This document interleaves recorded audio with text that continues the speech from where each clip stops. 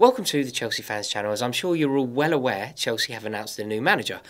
I think it's very exciting news, but I think it's very important to get a bit of perspective and also a bit of inside knowledge. As a result, we've invited Dan Levene into the studio. Dan, thank you so much for joining us. Always great to be here. Thank you. How do you feel about this? It's exciting times, as you say. Conte's a big name in football, an international manager. He's done wonderful things with Juventus. And an exciting day for Chelsea, I think. 3-year contract. Let's see where it goes. 3-year contract, presumably on big money. Do you think this is the right move for Chelsea? I think I was talking to somebody the other day who was saying it was a surprisingly sensible move by Chelsea. There was every expectation that somebody like some great big firebrand, somebody unproven might come in, actually we've got a guy who knows what he's doing. He's certainly a man who runs off passion.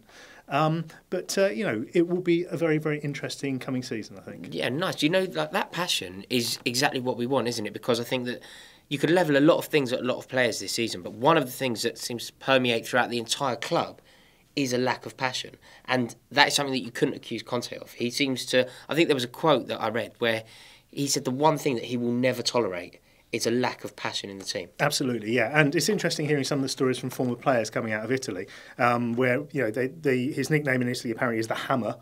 He's that sort of hard guy, apparently. There's all sorts of talks about, Pirlo talks about water bottles being chucked across dressing rooms. He says you don't want to sit in the seat by the exit because, if he kicks that water bottle, if it was still or flat when it started, it'll be fizzy by the time it's bounced off the wall. Pirlo also says of him, when he speaks, his words salt you. Okay. No, I've got to cover his press conferences. I'm scared of that. I don't know about the players. A real sort of passionful guy. Do you feel like our players are the type of players to be receptive to this kind of guy? This is the big question, of course, isn't it? Because the last guy who was like that, Jose, it didn't quite work out, did it? They've had a period where they've had Gus Hiddink, who's been the friendly uncle, who's been holding everyone's hands. And although we haven't seen earth-shattering performances, they've got back on winning and not losing, crucially. Right. So it'd be very key, I suppose, to whether they can knuckle down and they can take that sort of pressure and intensity. Right. Well, fingers crossed they can, because I like this guy. I think that, where he comes from is a very good place. I think when he took over at Juventus, they weren't doing particularly well, similar to us, and then he guided them to a hat-trick of titles. Yeah. So that's all very good. There is a slight thing that concerns me, and I really like your take on this.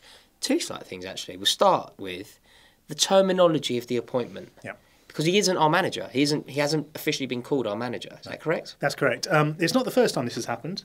Chelsea don't often do managers. We tend, in these days, to have head coaches, and he's a head coach.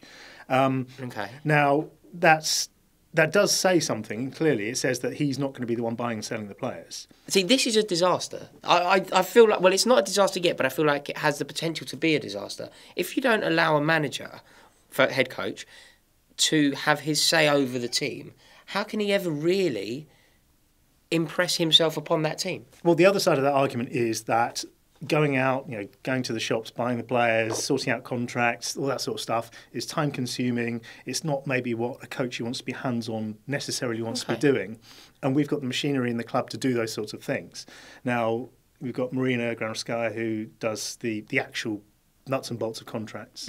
And we've got Michael Emenalo, and there's another big question for another day, who is the man who sits on the board and is the director there. They will obviously, in who they buy, be informed by what he says. But it seems that he's not going to be the one doing those nuts and bolts. Perhaps he doesn't want it.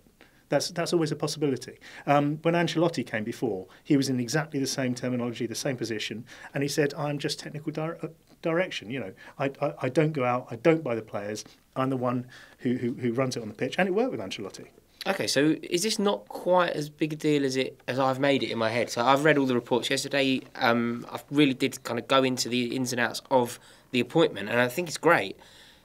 But this was something that was a red flag for me. Do you feel like it's not such a red flag? Well, it may or may not be a red flag. The issue is how it plays out, how the office politics goes from day one onwards.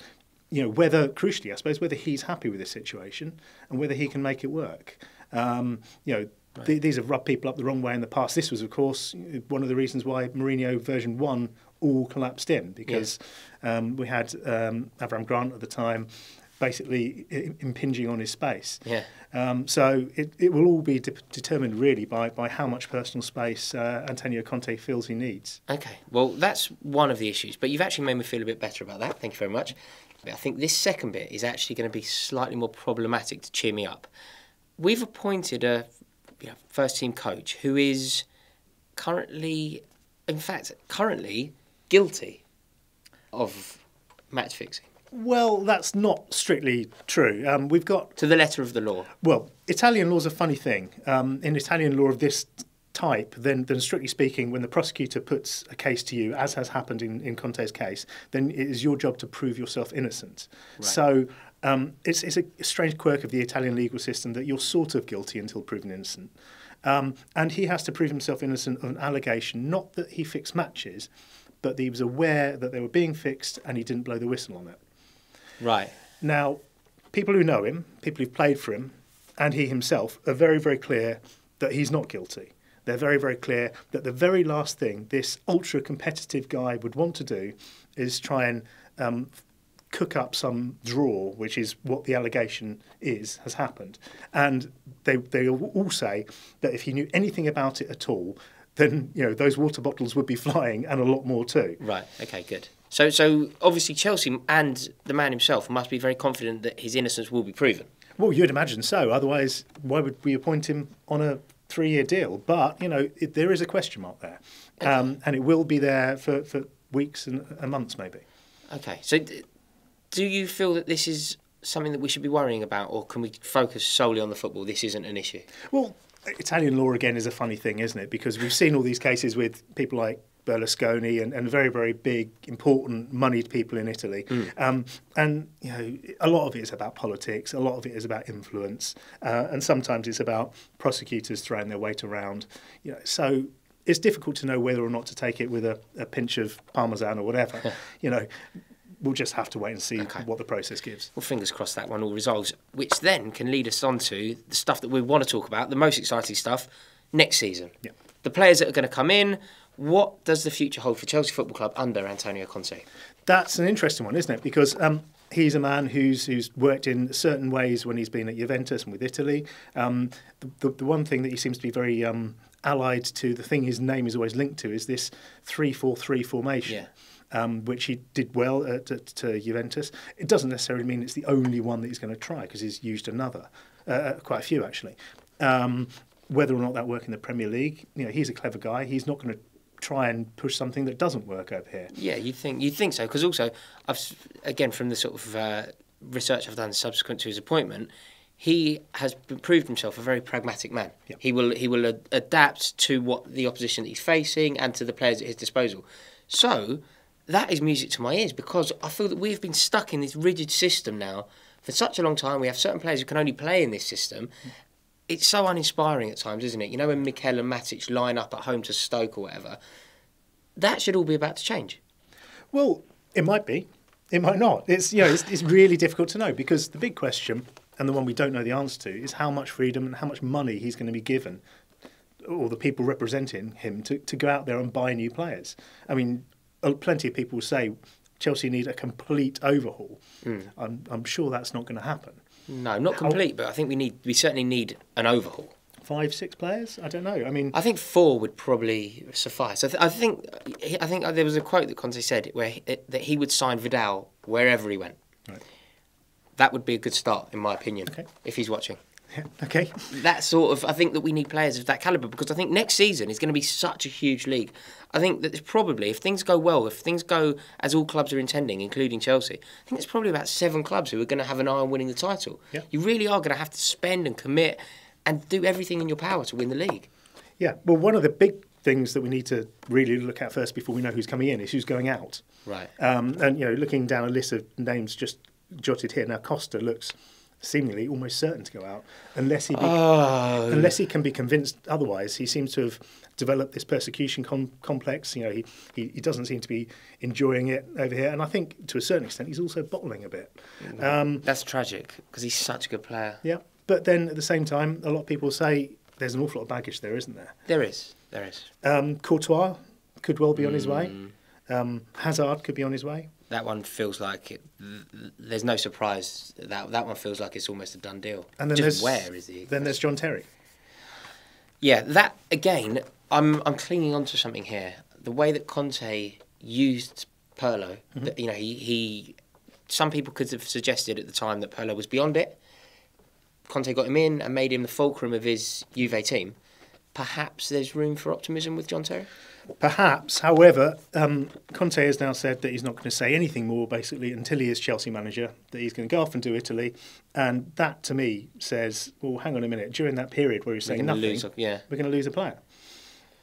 John can't just sit there and say, well, you know, come on, lads, drum your fingers, are you going to give us a contract or not?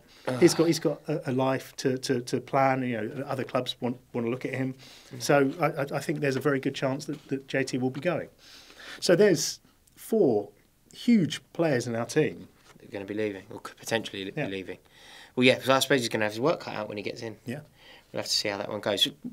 Do you feel, obviously I have huge respect for you as a journalist, but just as a fan, 'cause I know you go in, week out, do you feel like, just as a fan, can we be optimistic with John Terry? Can you see a world in which he stays? Anything is possible at Chelsea, isn't it? Anything is possible, really. But is that level of... I think it is. And you know, if I were to put money on it, I would put money on him going, I'm afraid. Leicester City is going to be the send-off. Yep. So, Dan, thank you so much for coming in. Really, really do appreciate it. Guys, comment below. Let us know what you think of this appointment. Do you think we've got it right? And what players would you like to see Antonio Conte sign? Only Blues. Welcome to the Chelsea Fans Channel. I'm sure that we are all aware of John Obi Mikel's recent comments. He has said that he will leave Chelsea if he isn't in the first team. Very interested to hear what you guys think about that.